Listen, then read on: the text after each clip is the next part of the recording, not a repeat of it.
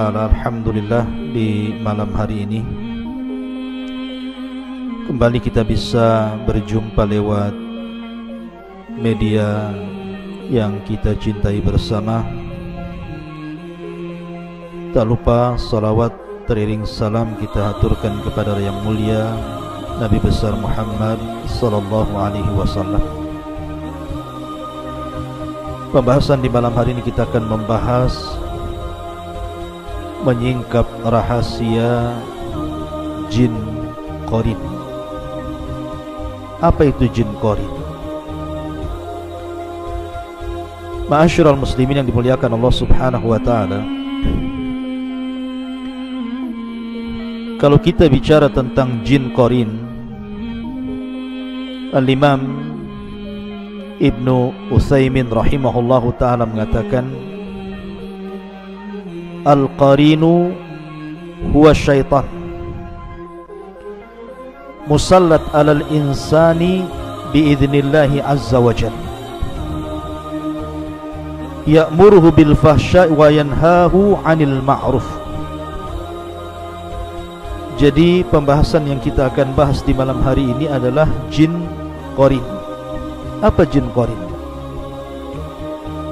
Jin qarin adalah syaitan yang dikuasakan terhadap manusia, tentu karena izin Allah Subhanahu wa taala.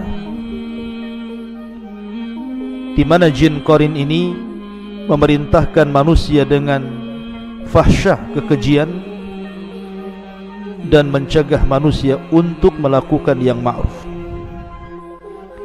Dan itu berdasarkan firman Allah Subhanahu wa taala, asy-syaitanu ya'idukumul faqra wa ya'murukum bil fahsyah. Syaitan itu menjanjikan kepada kalian kefakiran dan memerintahkan kalian untuk melakukan kekejian. Wallahu ya'idukum maghfiratan minhu wa fadla wallahu wasi'un alim.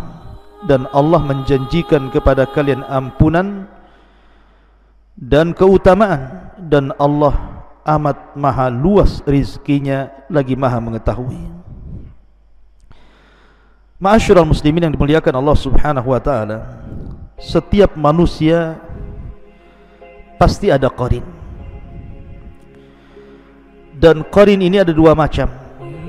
Ada qarin dari kalangan jin, dan mereka adalah syaitan, dan mereka adalah jin kafir. Dan ada qarin berupa malaikat, dan dua-duanya ibarat barat dan timur, tidak mungkin ketemu. Dan keduanya bisa kita rasakan. Saya, Anda, atau siapapun bisa merasakan apabila hati kita ini terdorong untuk melakukan kemaksiatan, melakukan kekejian, kemungkaran dan kezaliman. Berarti jin yang ada pada badan kita itulah yang memberikan was-was untuk melakukan hal itu. Tapi jika yang kemudian diperintahkannya adalah memerintahkan kepada kebaikan, kepada ibadah dan ketaatan, berarti itu adalah datang dari malaikat yang mencintai kebaikan. Ma'asyiral muslimin yang dimuliakan Allah Azza wa Jalla, seperti apa jin qarin ini? Apakah setiap manusia memiliki jin qarin? Apakah para nabi juga memiliki jin qarin? Bagaimana pula dengan qarinnya para nabi? Dan apakah qarin ini juga akan meninggal ketika manusia yang diqarininya meninggal? Mudah-mudahan waktu yang sangat berharga ini kita akan mengupas sedikit, mengenal di balik rahasia jin qarin ini. Di dalam surah Qaf, Allah Subhanahu wa taala berfirman, A'udzu billahi minasyaitonir rajim, laqad kunta fi ghaflatin min hadza fakashafna anka ghita'aka fabasaruka al-yawma hadid. Sesungguhnya kamu dahulu lalai tentang peristiwa ini. Maksudnya kematian. Banyak orang yang lalai bahwa dirinya akan mati. maka kami singkapkan tutup yang menutup matamu. Ada yang mengatakan bahwa ketika seseorang itu mengalami sakaratul maut, maka hal-hal yang gaib disingkapkan kepadanya, di mana dia mampu melihat malaikat yang hendak menghampiri dan mencabut ruhnya. Ada juga yang mengatakan dia mampu memandang catatannya. Semasa hidupnya dia sanggup memandang catatannya. Apakah catatan yang baik ataukah catatan yang buruk, disingkap semuanya, sehingga penglihatanmu pada hari itu sangat tajam sekali. Wa qala qarinuhu hadza ma ladayya atid. Dan qarin yang berupa malaikat yang menyertai selama hidupnya dari dia lahir sampai dia wafat berkata, inilah catatan perbuatan yang ada padaku, yang kucatat selama kau hidup. Alqiya fi jahannam kulla kafarin anid. Maka Allah berfirman, lemparkanlah olehmu berdua ke dalam neraka jahannam semua orang yang sangat ingkar lagi keras kepala.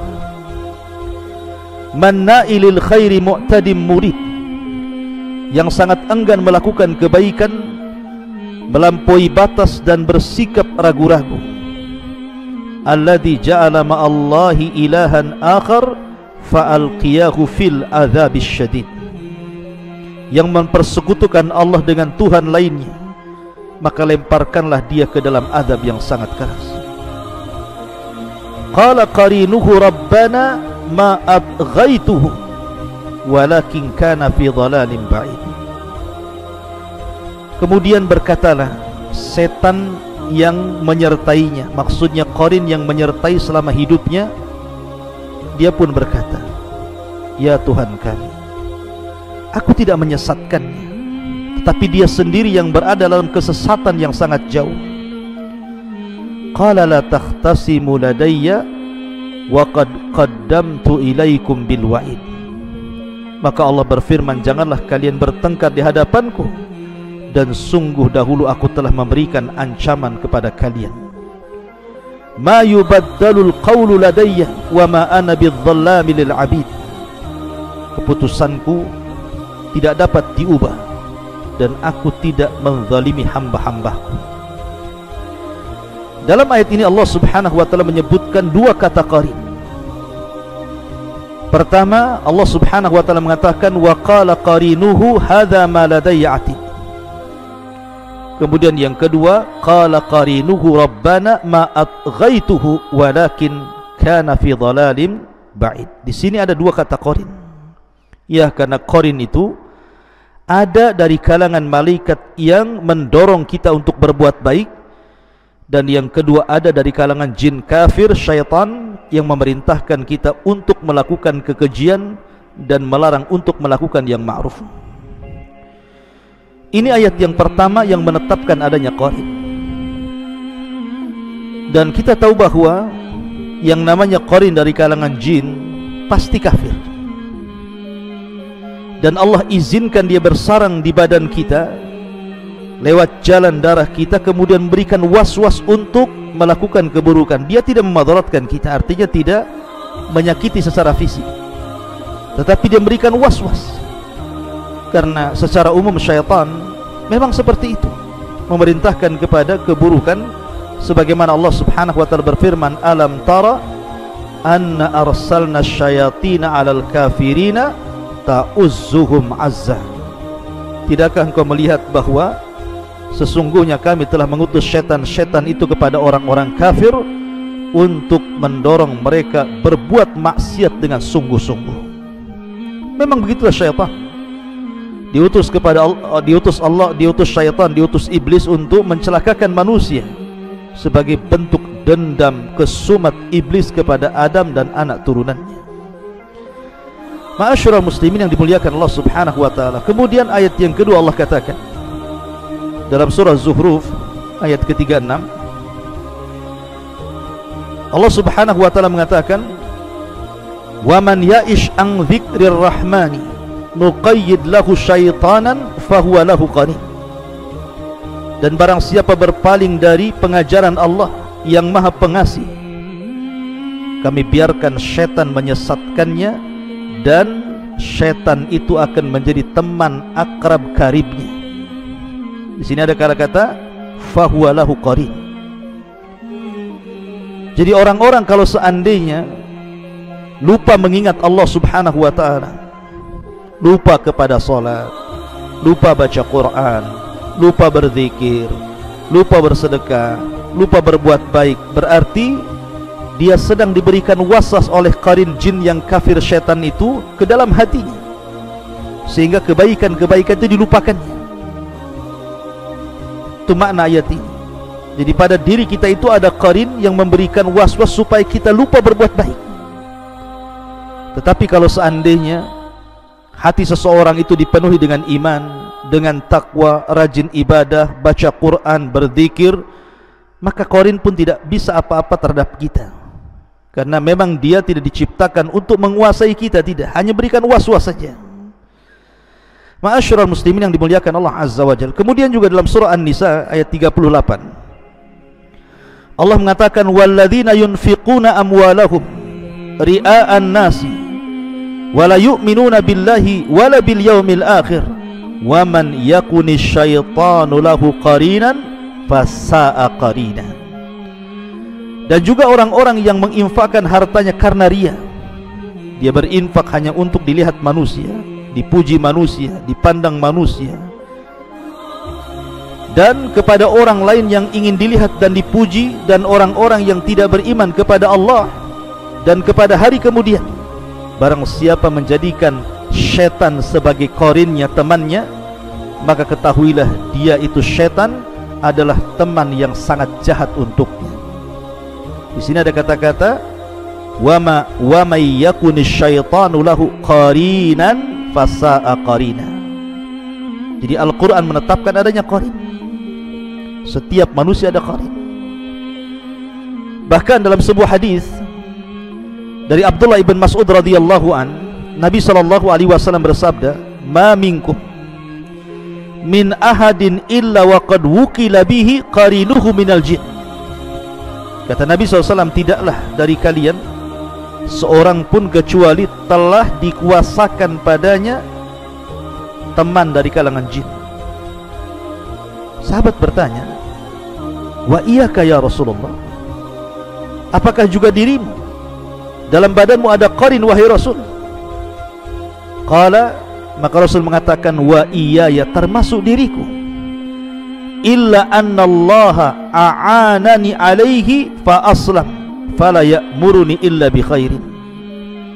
Tetapi qarin jin yang ada pada badanku, kata Rasulullah, sesungguhnya Allah telah menolong diriku, fa aslam, maka dia pun aslam.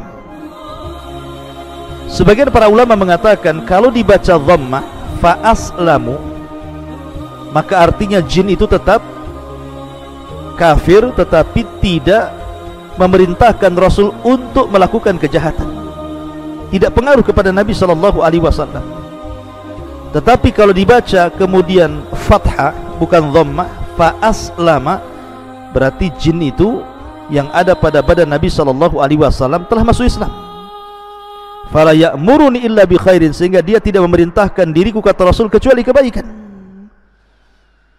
Jadi ada yang mengartikan fa aslamu artinya kemudian dia pun tidak bisa apa-apa denganku, tidak pernah melakukan keburukan kepadaku atau memberikan waswas keburukan, atau dibaca fa aslama, dia pun masuk Islam.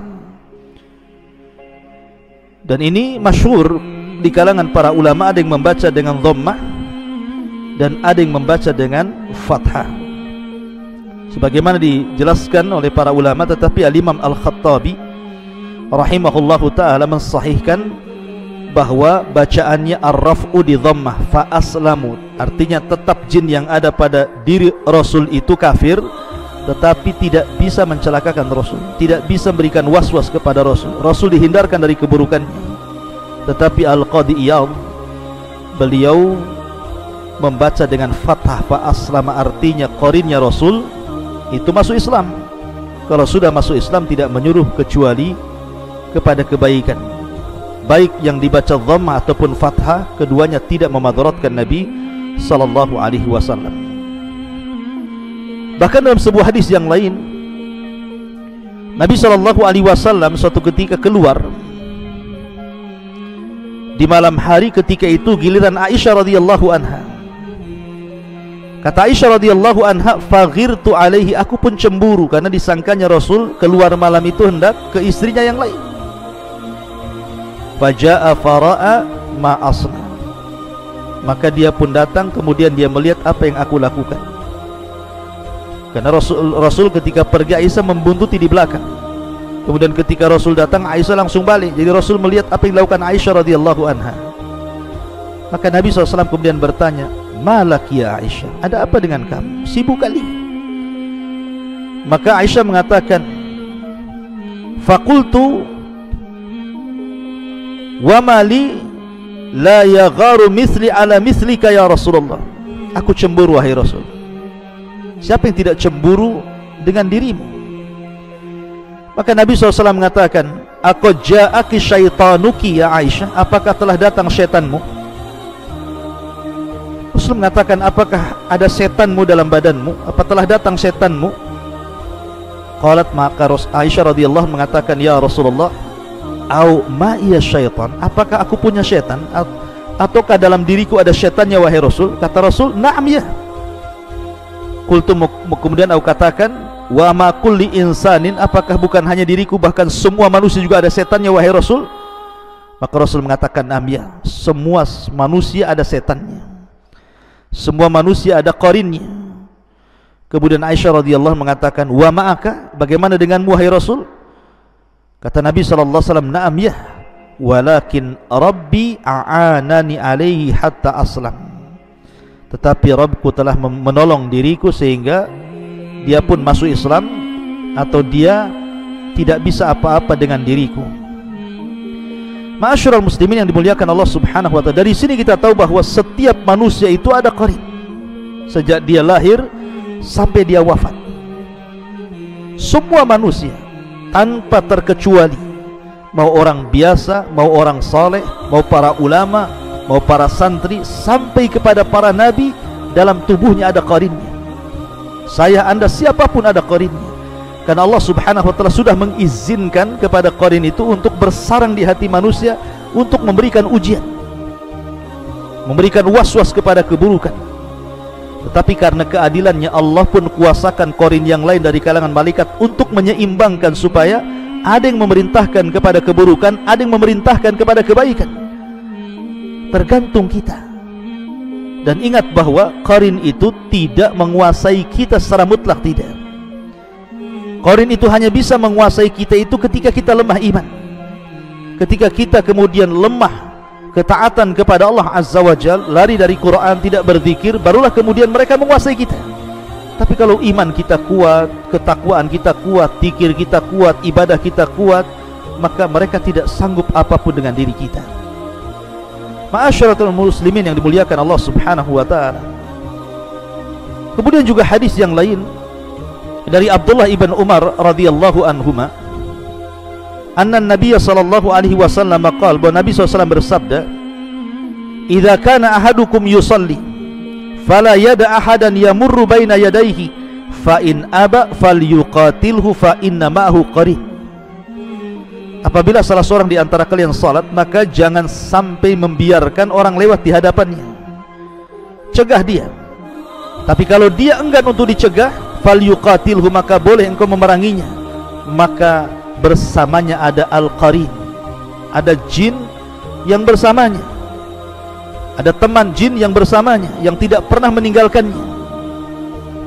Sebagaimana penjelasan Al-Imam Asy-Syaukani dalam kitab Al-Awtar, bahwa fa inna ma'ahul qarin artinya as-sahib as-syaitan, yang menyertainya selama ini syaitan yang ada pada manusia dan tidak pernah meninggalkannya. Ma'asyiral muslimin yang dimuliakan Allah Azza wa Jalla, sebagian para ulama menjelaskan, lalu apa tugas qarin selain daripada memberikan was-was itu? Ada juga yang mengatakan bahwa ketika manusia tertidur dan dia lupa berwudu, lupa membaca doa, lupa untuk ta'awud kepada Allah subhanahu wa ta'ala, dia pun tidur begitu saja, maka terkadang qarin ini masuk dalam mimpinya. Terkadang dia kemudian dalam mimpinya menyerupai binatang seperti ular ataupun orang yang hitam yang menakutkan, atau sejenis binatang-binatang buas. Pokoknya dia tasyakul dalam mimpi kita sehingga menakut-nakuti kita, sehingga kemudian dengan masuknya dia dalam mimpi kita itu kemudian memberikan mimpi-mimpi buruk sehingga kita akhirnya ketakutan. Ya, karena tugas syaitan itu juga salah satunya adalah menakut-nakuti manusia. Ma'asyiral muslimin yang dimuliakan Allah subhanahu wa ta'ala, tetapi ada beberapa catatan tentang masalah qarin ini. Yang pertama, qarin ini adalah syaitan yang dikuasakan kepada setiap manusia untuk mencelakakan manusia dan menyesatkan manusia. Ingat, tidak ada qarin yang baik. Karena saya pernah melihat di salah satu tayangan YouTube gitu ya, bahwa ada seseorang yang penampilannya islami. Dia mengatakan bahwa aku sudah menundukkan qarin saya. Tidak, Anda tidak mungkin menundukkan qarin ya. Qarin itu akan tunduk kalau Anda di atas ketaatan saja. Dia tidak bisa menyerang kita lewat was-was. Tapi kalau seseorang itu lagi futur, karena manusia tidak mungkin semangat ibadah terus, pasti sewaktu-waktu akan futur. Lah, futur datang dari mana? Qarin itu yang membuat kita futur, sehingga kita malas untuk beribadah. Kemudian yang kedua, kalau kita melihat dalil-dalil Al-Quran dan Sunnah yang kita baca, bahwa tidak ada amalan qarin itu kecuali hanya berikan was-was. Artinya dia tidak menyakiti secara badan, dia tidak menyakiti secara badan, karena jin-jin itu kan tugasnya banyak, macam-macam tugas itu. Ada khusus jin itu yang menyakiti kita, entah dia diutus oleh tukang-tukang sihir, oleh paranormal untuk menyantet kita, naudzubillah gitu ya. Maka itu jin khusus menyakiti kita. Tapi qarin itu tugasnya lain, dia hanya untuk memberikan was-was saja, menakut-nakuti kita supaya kita malas ibadah, supaya kita berbuat jahat, supaya kita berbuat zalim, itu saja. Dan itu kembali kepada kekuatan iman seorang hamba, karena bagaimanapun tipu daya syaitan qarin ini bisa kita kalahkan dengan mendekatnya kita kepada Allah subhanahu wa ta'ala. Ma'asyiral muslimin yang dimuliakan Allah subhanahu wa ta'ala, kemudian juga ketika seseorang wanita khususnya sedang haid ataupun istihadhah ya, sebagaimana dijelaskan dalam sebuah hadis Nabi sallallahu alaihi wasallam, ada yang mengatakan bahwa istihadhah seorang wanita itu dikarenakan perbuatan qarin. Istihadhah dengan haid beda. Kalau haid memang kebiasaan wanita, setiap bulan pasti keluar, entah seminggu, entah 5 hari. Tetapi biasanya orang setelah haid kemudian datang istihadhah, darah yang menyusun, yang warnanya beda dengan darah haid, baunya beda dengan warna haid, kekentalannya beda dengan darah haid. Adapun perbedaannya, kalau istihadhah masih boleh sholat, boleh puasa, cuma dia disuruh mandi 1 kali, dan setiap kali sholat dan juga ibadah yang lainnya dicuci saja tempat najisnya. Tapi kalau haid tidak boleh. Lah, ada yang mengatakan bahwa istihadhah itu bisa saja perbuatan qarin, karena Nabi SAW menyebutkan di beberapa riwayat, ada yang mengatakan hadza minasyaitan, istihadhah itu dari syaitan. Hadis Aisyah radhiyallahu anha juga mengatakan hadza irqun, kemudian raqsun minasyaitan. Kemudian dalam riwayat yang lain juga hadza minasyaitan, itu bagian daripada syaitan. Kenapa demikian? Karena orang dibuat was-was. Apalagi orang tidak punya pengetahuan tentang masalah haid dan istihadhah. Disangkanya istihadhah itu haid, akhirnya dia meninggalkan sholat, meninggalkan puasa, padahal wajib bagi dia sholat, wajib bagi dia istihadhah. Makanya ini perlu ilmu untuk melawan qarin ini. Kalau tidak, Anda kemudian terjatuh para wanita meninggalkan kewajiban Allah Azza wa Jalla. Yang harusnya Anda sholat, Anda tinggalkan sholat. Yang harusnya Anda puasa, Anda tinggalkan puasa, karena tidak bisa membedakan mana haid, mana istihadhah ya. Ada juga yang mengatakan seperti itu, dan itu adalah perbuatan qarin. Ma'asyiral muslimin yang dimuliakan Allah Subhanahu wa taala, adapun apakah kemudian qarin ini mengikuti manusia sampai wafat, ketika manusia wafat ini kemudian qarinnya ikut wafat, wallahu alam. Karena ada hadis Nabi SAW yang mengatakan bahwa idza mata ibnu Adam in qata'a amaluhu illa min thalathin, sadaqatin jariyah aw ilmin yuntafa'u bihi aw waladin salihin yad'u lahu. Apabila anak Adam meninggal dunia, maka tidak ditinggalkan kecuali, tidak dibawa ke dalam kuburan kecuali 3 perkara: sedekah yang mengalir, ilmu yang bermanfaat, anak yang saleh yang mendoakan. Dan di sini tidak ada lafaz qarin juga ikut masuk ke kuburannya. Artinya ketika manusia wafat, maka qarinnya akan keluar dan akan bertugas lagi menjadi hamba iblis dan mencelakakan manusia. Makanya saya teringat dengan as'ilah. Saya suatu ketika waktu saya belajar di Yaman, saya bertanya kepada Syekh Adnan, salah satu guru saya. Jadi ketika saya bercerita tentang peristiwa di kampung, jadi ada seorang preman meninggal dunia, kemudian karena mabok overdosis meninggal dunia. Kemudian setelah dia 1 hari meninggal dunia, heboh di kampung itu bahwa rupanya orang ada yang melihat bahwa preman itu hidup lagi sedang nongkrong di jembatan. Dan berita ini dari mulut ke mulut akhirnya kemudian menyebar. Namanya orang kampung zaman dulu beda dengan orang kampung zaman sekarang, pada takut. Pertanyaannya, apakah mungkin orang yang sudah meninggal bisa hidup lagi kemudian nongkrong di atas jembatannya? Nah, ini saya tanyakan kepada salah satu masyayikh yang di Yaman, Syekh Adnan hafizahullah tadi, yang mengatakan bahwa boleh jadi itu qarin. Karena yang bisa membentuk fisik orang itu mirip dengan orang yang meninggal itu adalah qarinnya. Karena qarin adalah sahibnya, temannya. Jadi dia terputus. Jadi yang sudah meninggal, tapi qarin itu keluar. Terkadang menakut-nakuti manusia dengan cara seperti itu, seolah-olah yang sudah meninggal hidup lagi, padahal itu qarinnya. Oleh karena itulah maka tidak ada hubungan orang yang sudah meninggal dengan qarin. Artinya qarin tidak masuk ke dalam kuburan. Dia ketika orang itu meninggal, dia keluar, kemudian dia tetap bertugas sebagaimana jin-jin yang kafir lainnya berusaha untuk menyesatkan anak Adam. Wallahu alam bisawab. Ini di antara pengetahuan kita tentang masalah qarin, mudah-mudahan ada manfaatnya. Mungkin kita tutup dengan doa kafaratul majlis. Subhanakallahumma bihamdika asyhadu an la ilaha illa anta astaghfiruka wa atubu ilaik. Allahu ta'ala alam. Assalamualaikum warahmatullahi wabarakatuh.